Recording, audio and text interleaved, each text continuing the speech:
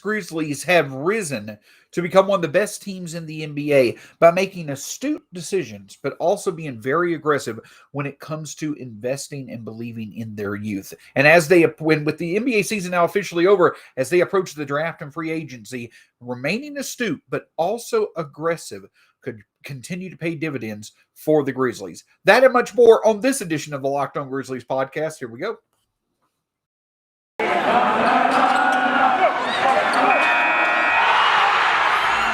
Locked On Grizzlies, your daily Memphis Grizzlies podcast. Part of the Locked On Podcast Network, your team every day.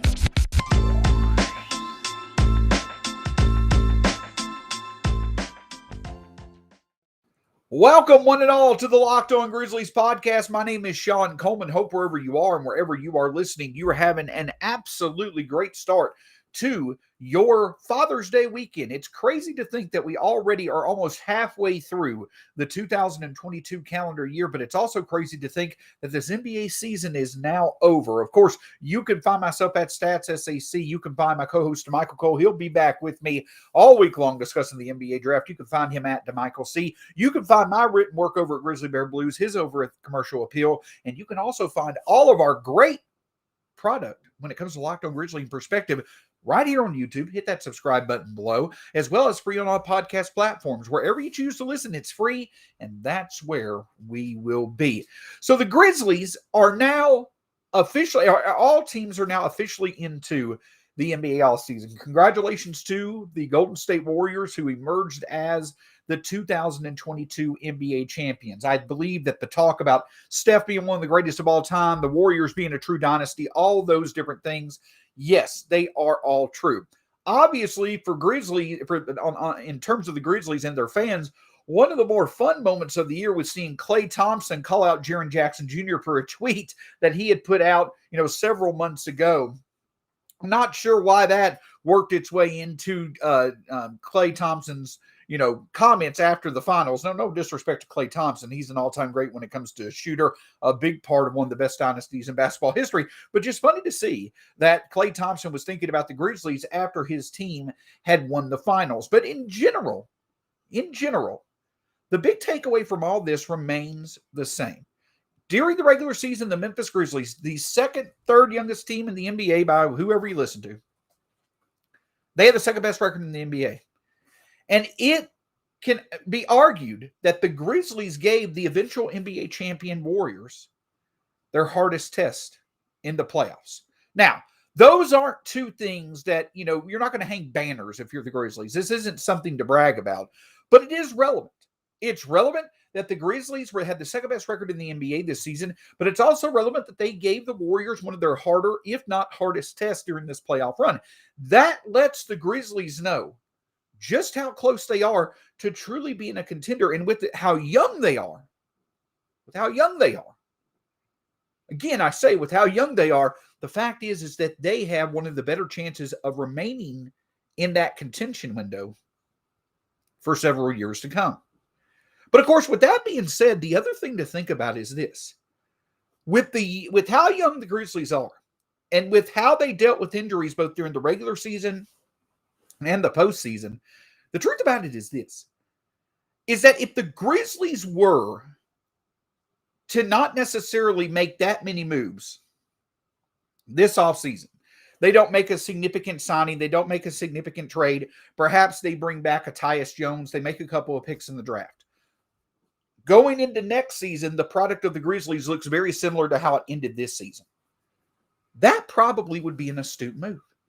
And the reason why is because, once again, the Grizzlies have consistently bet on themselves. They bet on their decisions. They bet on the development of their youth. They've bet on their culture.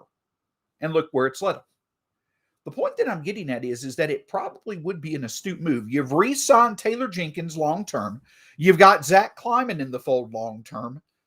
If there's not moves that clearly make this team better, the astute move is to simply build off what you did last year and bet on growth from this team once again. Think about it. Dylan Brooks remaining healthy, that is something that certainly could allow for the best players on this Grizzlies team, Ja, Jaren, Desmond, Dylan, Zaire, Brandon Clark, for them to play more. get more chemistry. That will pay off in the playoffs. When it comes to shooting, you saw a bit of fall off from Jaren from where he was in the past, Kyle from where he was in the past, D'Anthony Melton, Dylan from where they were in the past. What if they were to improve with more repetitions during the regular season if this team were to stay together? If health is there on their sides, repetition is there on their sides, those players I mentioned potentially get their shot back. That helps out in the playoffs. The Grizzlies overall, injury-wise, benefiting them. You perhaps better injury management by the Grizzlies, not necessarily saying that what they ran into with Desmond Bane and Steven Adams and Ja Morant when it came to injury issues in the playoffs. I'm not saying that's the Grizzlies' fault. But the plan is for the Grizzlies now is that, again, they know how to navigate the regular season. With that being said, giving their players the proper rest to be able to be as fresh as possible for the playoffs, that will give them a good chance of being able to advance to where they want to go in the playoffs. And of course, beyond the overall shooting improvement, if you can have your best players healthy, then you've got the opportunity to have a defense that clearly can make a difference in the playoffs. So the other thing that this hits on is that I understand that the Grizzlies won a lot without Dillon Brooks this year. And I know that in the playoffs, we saw the best of Dillon and the worst of Dillon. I understand that. And I know that he's an expiring contract. And I will say, I've said it myself, if the Grizzlies were to explore potential trade opportunities for Dillon Brooks because of the fact that they don't feel it's going to make sense for them to pay him what he'll want on his next contract, I think that's a just reason to move him. Just like the Grizzlies had a just reason to move Jonas Valanciunas. But here's a big key. Here's a big key to all of this. Last year, the Grizzlies had a just move in place for Jonas Valanciunas because it not only allowed for them to go get a big man who didn't need the ball as much as Jonas Valanciunas to still make an impact, but it also allowed for them to move up in the draft to get a type of player they truly coveted in Zaire Williams. If that scenario is here for the Grizzlies this year, by all means, make it happen with Dillon Brooks.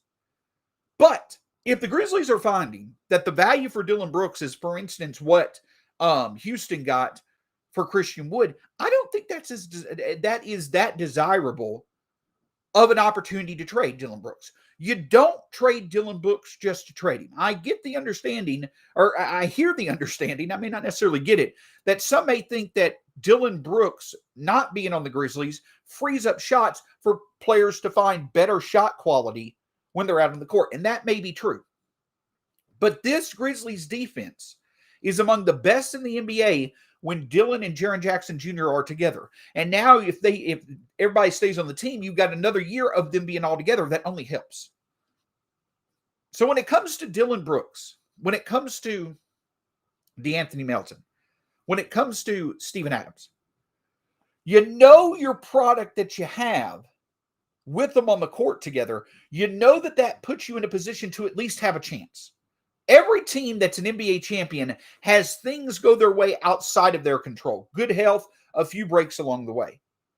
The Grizzlies were in a position to have a chance with the team that they currently have. You don't change that up just for the sake of making a change. The astute approach is to bet once again on the continued development of your youth and feel that the areas that you need to improve in, you will as time goes on. Because the Grizzlies already know what they're good at. And in the playoffs, they made adjustments to improve in areas that they had to improve in to advance. This team is young and talented enough to make the adjustments that it'll need to. And if a big move is out there that makes sense, go do it. But don't do a move just to do a move. Stick with what you got, because up to this point, the Grizzlies betting on what they have has led to nothing but better than expected results. And hopefully that will continue moving forward. But of course, you also don't want to just set assets aside. You want to gain as much value as possible from the assets that you have. And while the Grizzlies potentially could consolidate those assets in an attempt to maybe move up in the draft, at the end of the day, my hope for the Grizzlies is that they remain aggressive no matter what. We'll discuss that in just a moment. Before we do, though, I want to talk with you about Athletic Greens. Think about Athletic Greens as this. It's lifestyle friendly. Whether you eat keto, paleo, vegan, dairy-free, or gluten-free, this contains less than 1 gram of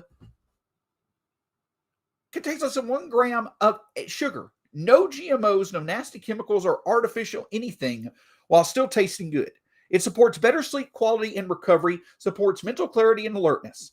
The thing about it is also this, is that Athletic Greens was created when the founder experienced a ton of gut health issues and ended up on a complicated supplement routine on a complicated supplement routine to recover. It was costing him $100 a day.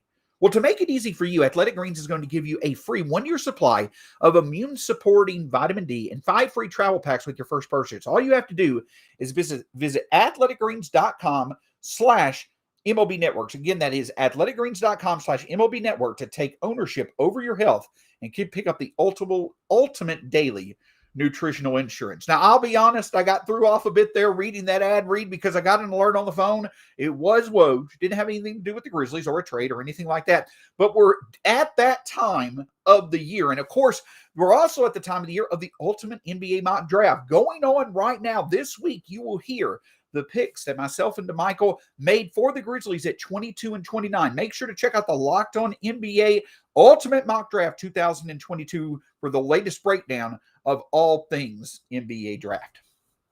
So no surprise, the Grizzlies find themselves once again in the spotlight when it comes to being a team that you're not hearing a lot about when it comes to actual news that's out there. Yes, we're getting leaks, we're getting news breakdowns, we're getting a lot of different sources saying this player worked out for the Grizzlies, that player worked out for the Grizzlies, what have you.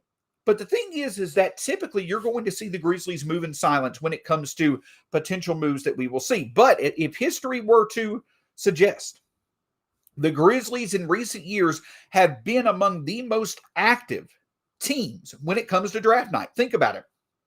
Brandon Clark, Desmond Bane, Xavier Tillman, Zaire Williams, and Santi Aldama. 5 of the draft picks that the Grizzlies have drafted, they all were done as a result of a trade. That's correct. In each of those instances, the Grizzlies moved up to grab a player that they want. And with 2 first-round picks this year, plus, if it makes sense, a few attractive potential veterans on expiring contracts, the Grizzlies once again could do exactly that. And my thought, and this is where I'm at when it comes to the NBA draft. We've got several other prospect breakdowns we're going to do before Thursday night. But where I'm at for the Grizzlies when it comes to the NBA draft is while an astute approach with their current roster, with their players in the NBA right now, is continuing to bet on the youth and development that they have in place, an aggressive approach, I feel, is what makes sense in this draft. But there are a couple of different ways that I mean by being aggressive. For one, and we've talked about different scenarios where the Grizzlies can do this. For one, it's trading up. Now, again, as I mentioned, the Grizzlies have 2 first-round picks this year. They've got 2 first-round picks in 2024. They got a bevy of second-round picks, again, some veterans on some expiring contracts. The Grizzlies have assets to potentially move up if they find a player that is falling, I believe, that really makes sense. The Grizzlies pick at 22. I really don't think they're going to like what the price may be to try to move up like into the top 10. Maybe even the lottery, maybe around 13 or 14, that changes. Because then you have, the Hornets who are rumored to want to trade one of their first 2 first-round picks, which is 13 and 15, for potential immediate help. You've got the Cavaliers who would love to trade back for an extra first-round pick in this year's draft. It's being reported around pick 13. It starts to get interesting, and that is a range in which I think the Grizzlies could potentially find a price they're okay paying and move up in the draft. And for me personally, 2 players, and I mentioned them, but 2 players that I feel the Grizzlies should be aggressive to go get are A.J. Griffin and Jalen Duren. Now, I've talked about Jalen Duren on multiple occasions, but here's the reason why I want A.J. Griffin, and this leads to the other part of my conversation about being aggressive. I want the Grizzlies to once again go after shooting. That is where I want the Grizzlies to be aggressive as well. I completely understand and I completely support on a couple of notions. The Grizzlies, number one, valuing shooters who are also going to add value elsewhere, to where their impact on the game is not just based solely on shooting. Because if the shot doesn't fall, well, then they potentially become a liability. That's why you want players who have the ability to add value outside of shooting. That's completely logical. The other thing is that the Grizzlies also seem to put an emphasis on shooters who have shown the production of good shot selection. Their assist-to-turnover ratio is good. Their true shooting percentage is good. Effective field goal percentage is good. They've shown the ability to get to the rim as well as shoot the three. So putting emphasis on players that can add value outside of their shooting and also metrics that show that the players the Grizzlies could target are good decision makers when it comes to their shooting, that's critical. But I also think that the Grizzlies have shown that they truly can develop the shooting quality of players. And if Memphis were to focus on a young talent with pedigree that has shown good shooting upside, I think it's a match made in heaven. And that's not just theoretical. There's proof out there. Think about it. The two players that the Grizzlies have focused on that have had the most shooting upside since Zach Kleiman came in as general manager are Desmond Bane and Zaire Williams. Now, Desmond Bane was arguably the best shooter in the 2020 draft, but 2 years later, less than 2 years later, actually 18 months later, he arguably is one of the top 10 shooters in the NBA right now because of how the Grizzlies have developed him as a shooter.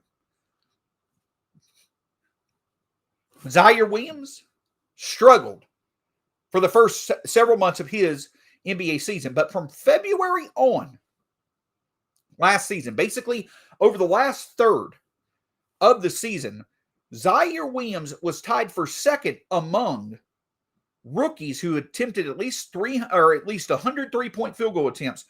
Zaire Williams was tied for second in terms of three-point field goal percentage.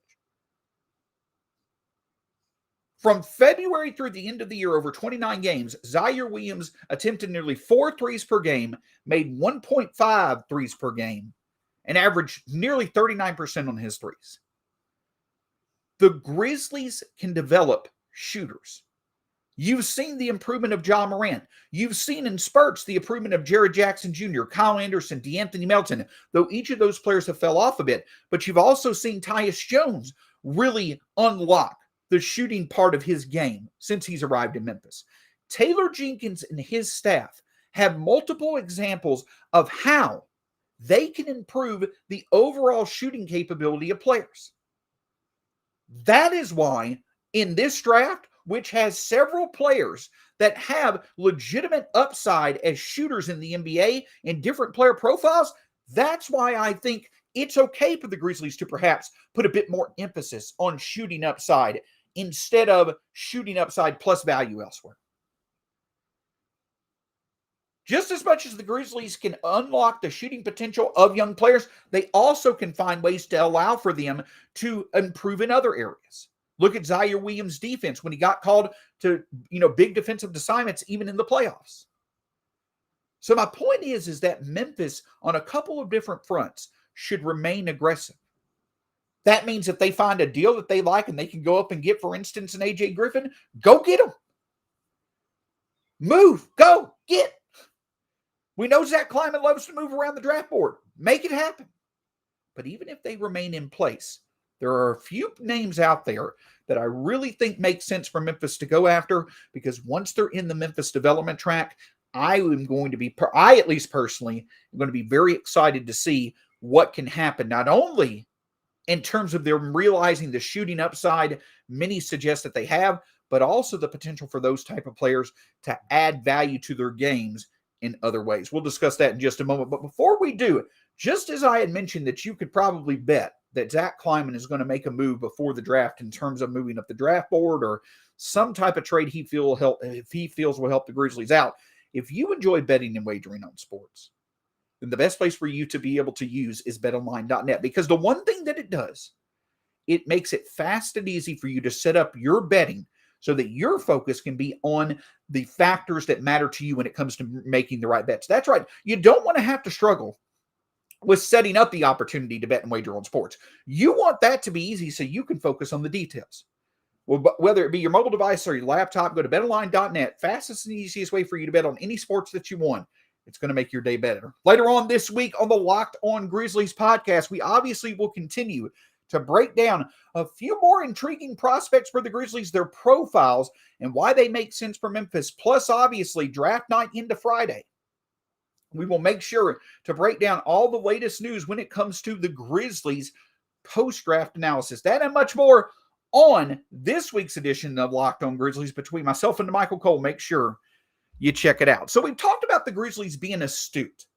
They made astute move after astute move through the years with Zach Kleiman. They find themselves at a great point in time with this roster. Another astute move for them, an astute approach to this offseason, is not making moves just to make moves. The Grizzlies never have done that. But the point is that anybody who suggests that perhaps the Grizzlies would be better off without a current player on this roster, I don't necessarily think that's the case. Because there's still plenty of room for this roster to grow with how young they are, plus how injuries plagued a few players last year in critical areas, keeping Dillon Brooks out for much of the season, John Moran obviously in the playoffs. But the other area where I wanted to talk about a mindset was being aggressive. Again, moving up makes sense, but being aggressive towards something this team needs and something this team is good at developing is shooting upside. And the fact is that the Grizzlies at 22 and 29, there are several players who have good shooting upside that the Grizzlies could make a run for. Yes, a lot of these players are high risk, high reward. They could be just as easily a bust of a prospect as they could be a boom. But again, it's having faith in the Grizzlies' ability to develop players, and the Grizzlies have one of the best recent track records in the NBA of doing just that. Now, why not take a chance? You took a chance last year with the lottery pick with Zaire Williams, and right now, going forward, it looks like a pretty good selection.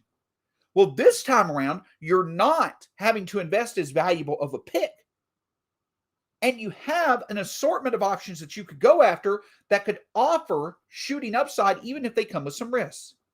Names I'm talking about are Patrick Baldwin Jr., Jaden Hardy, Caleb Houston, Max Christie, Blake Wesley.